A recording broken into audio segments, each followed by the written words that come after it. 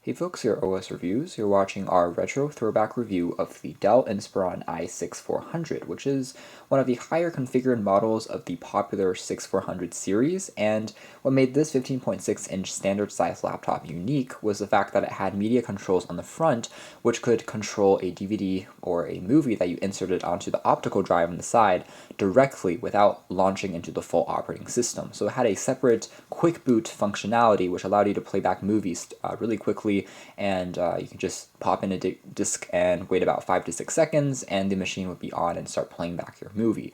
So it launched into this pseudo or very light version of, I guess, Windows to play back that film. Otherwise, of course, with Windows 10, with the current version of Windows, we no longer have support for DVD playback. You have to install a third-party software. So this is kind of we see a evolution in terms of moving towards ultra portables and people watching streaming services as opposed to physical optical discs. Otherwise, the i6400 ran on Windows Vista Home Premium, which is a bit of an oddball in terms of the operating system, since most manufacturers seem to almost jump over that quite quickly and move to Windows 7, or they stuck with Windows XP, which is a bit more stable and secure. Otherwise, in terms of design, fairly typical as far as Inspirons are concerned, but I do like the attractive white and silver finish here. There aren't a lot of metal accents, but again, it looks pretty sleek and attractive even by today's standards. Fairly hefty, however. In terms of specifications, we're talking about 2 GB of DDR2 RAM. There is Wi-Fi built in. There's no Bluetooth on this model, and there was a 120 GB hard drive built in as well as a full-size SD card reader and some bonus support for software like MS Office, as well as an Office suite that was included out of the box. So taking a quick look at the design right now, we can see there is the Dell logo on the top. There is a series of LED lights as well that tells you when the battery is being charged. It uses a standard Dell charger, and down below here we have access to front-facing stereo speakers. This is a pretty nice design. Allows you to blast music directly kind of facing you when you're watching back a film or you're streaming content. It's better than the typical soundbars you might find here. The hinge, which is a bit more tinny. This one's actually quite loud and rich sounding, which is nice. The media controls here are pretty tactile and responsive. You have access to skip track controls, play, pause for the film. You have volume controls as well. Very easy to use, and it's not too easy to accidentally hit, just because when you're typing, you're going to kind of put your finger out from the left and the right, and you won't really hit the center. On the left-hand spine, you have access to a ventilation grill to prevent it from getting overheated. There's also the aforementioned DVD drive, which also can be used to rewrite discs if you burn discs. And on the other side, there's access to a full-size SD card reader, a 3.5mm jack for headphones and also for microphones, 2 USB 2.0 slots, which are spaced a little bit tightly. So if you have a larger, let's say a cable, it might be difficult to fit in 2 at the same time. And the back features a series of ports, inclusive of Ethernet for wired internet. There's access to 2 additional USB 2.0 ports for a total of 4. And there's also a VGA port for connecting to an external monitor and the charging port. The back also features some basic info about the laptop, and there is the battery on the side, which you can also tap on to really give you a quick indicator of whether or not it's fully charged. So pretty nice features there, typical and also fairly user-friendly.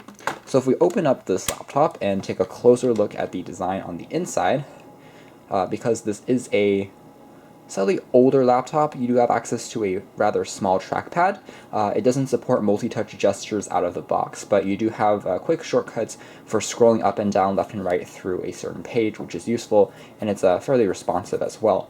There's access to left and right click keys, which are nicely positioned and extra large, which I do like. And you can see here that it's running on the Intel Core Duo processor, which is around 1.87 gigahertz. It's a dual-core processor, so better still than, let's say, Intel Atom or Intel lower-end Intel processors out on the market, but certainly it's not a workhorse, nor is it a speedy processor by today's standards, although you can still watch some streaming video content as well as do any word processing, email handling just fine. If you do a ton of multitasking, if you're doing gaming, it's obviously not going to work for you, but back in the day, a pretty decent mid-tier processor. And again, Windows Vista, quite interesting. Easily upgradable to Windows 7, by the way. So here we have the keyboard. Again, fairly standard by Dell standards. It's not a chiclet or island style keyboard, but it was very durable and rugged. The keys had a nice amount of travel and feedback to them, and it's a full-size keyboard. So typing on this after 5 minutes, you really get used to the layout quite well. additional ventilation grills, this thing does get a little bit warm during operation. In addition, it's quite hefty, so not the best for traveling. However, again, the keyboard here I do like. There's access to dedicated controls on the top to function, as well as media controls, some standard stuff for the screen brightness, volume, so on and so forth, and there's arrow keys on the right, but there isn't a dedicated numpad or a number pad. So over here we have access to more LED indicators for the battery status. This is the MediaDirect button, which you launch and tap on to quickly go into that DVD function I was talking about without booting into full Windows, which takes a lot longer because it's Windows Vista as opposed to 7, 8, or 10. There's also a dedicated power on-off switch, and the screen at 15.6 inches is standard and has a pretty standard resolution as well for the time. However, it is a glossy screen, which definitely attracts fingerprints as well as glares under the sun, which is not great. So if you're reading this outdoors, not the best display in the world. However, it is a pretty attractive screen as far as color reproduction. It's fairly vibrant and colorful as well. There isn't a webcam on the top, so you have to plug in your own, let's say, VGA quality webcam to do Skype calls and conferencing. So let's do a quick boot, and I'll show you guys how long it takes to completely start up. Again, we have that typical kind of Dell boot up logo.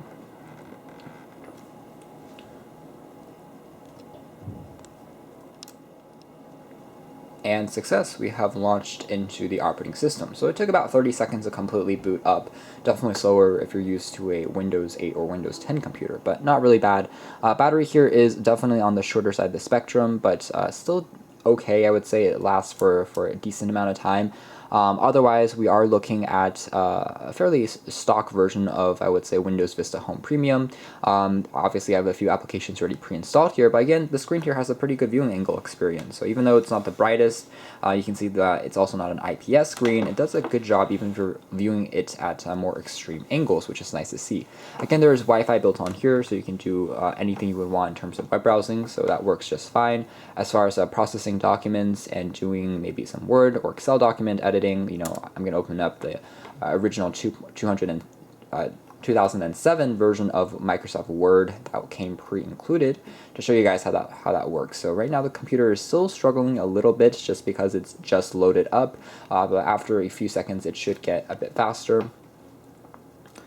You can of course install any of the legacy apps as far as for browsing the web, as far as maybe doing some coding. That will all work just because, again, it's running on a full version of Windows as opposed to something like RT. So if you're considering something like this, you know, a computer that's a few years out of date, compared to, let's say, a Surface or another tablet that's running on RT as opposed to full Windows, you know, there are still benefits to getting one of these instead if they retail for about the same price if you are considering work and running, again, legacy apps.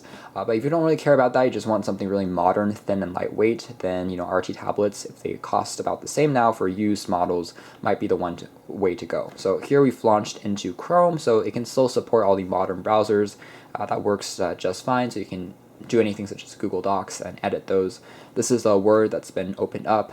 You know, multitasking definitely is feasible. You can toggle back and forth between programs, but again, if you open up too many tasks that are graphically intensive, that's going to be an issue, and it's going to really boggle down the CPU there. So, you know, anything such as typing in Word, and cursor is fairly responsive, but again, you don't have multi-touch pinch to zoom, so that's something that isn't here, but maybe perhaps you could upgrade that software-wise and see if that feature can be added on. So we're not going to save this for now. Fairly responsive once the machine has loaded, so if you want to do something like New York Times,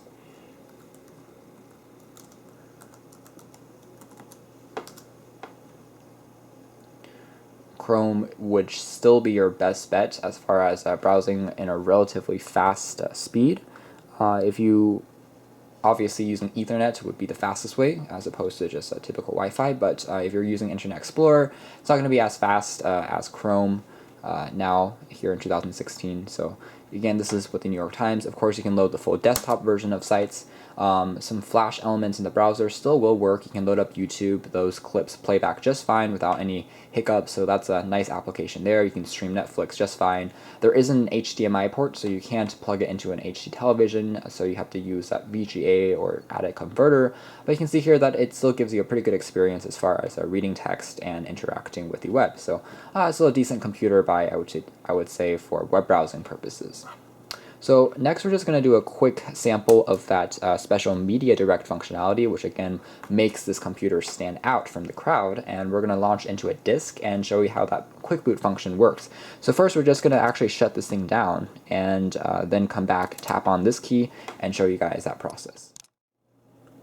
Alright, the computer is now shut down. I have a DVD here that I want to quickly play, just a quick film that I'm going to pop into the optical drive here, and then tap on the MediaDirect key there. So without tapping on the power key, you can see that we've launched into this MediaDirect function. You have the Intel logo flash up, and after a few seconds we should have the film start playing. So, or at least have the other option as well of checking out some basic songs, maybe some movies and other files that I have stored that are related to entertainment. So obviously a lot faster than doing a cold boot of Windows.